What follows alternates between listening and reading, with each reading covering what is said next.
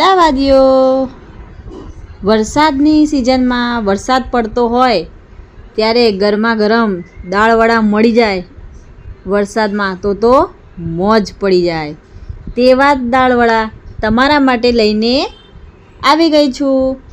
ક્યાં સેટેલાઇટવાળા બાણાભાઈ શ્રી અંબિકા દાળવડા હવે આપણા વિસ્તારમાં પણ લઈને આવી ગઈ છું।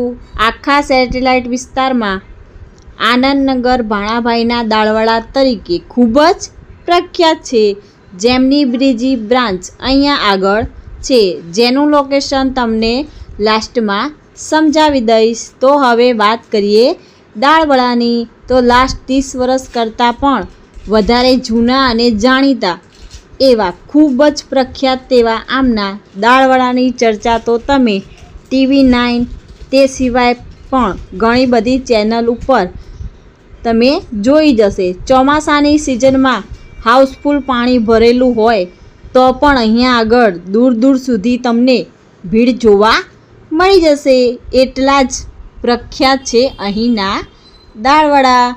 ચાલો હવે વાત કરીએ દાળવડાની, તો અહીંયા પ્યોર 100% સિંગતેલમાં દાળવડા બનાવે છે અને તેની સાથે સાથે ગરમા ગરમ તળેલા મરચાં અને એની સાથે વળી પાછું ડુંગળી ખાવાની તો મજા પડી જાય। તે સિવાય અહીંયા તેમનું બનાવેલું સ્પેશિયલ ખીરું પણ તમને મળી જશે।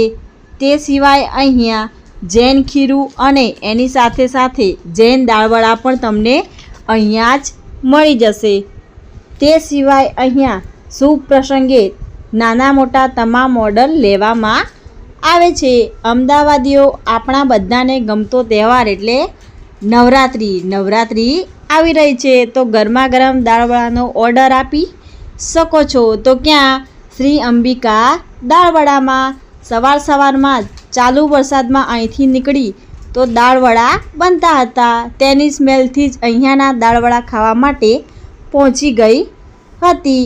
અહીંયા આગળ દાળવડાનો ઓર્ડર કરીને દાળવડા મંગાવ્યા હતા અને ગરમા ગરમ દાળવડાની સાથે ગરમા ગરમ તળેલા મરચાં અને તેની સાથે ડુંગળી ખાધા હતા। શું બાકી, મને તો જલસો પડી ગયો।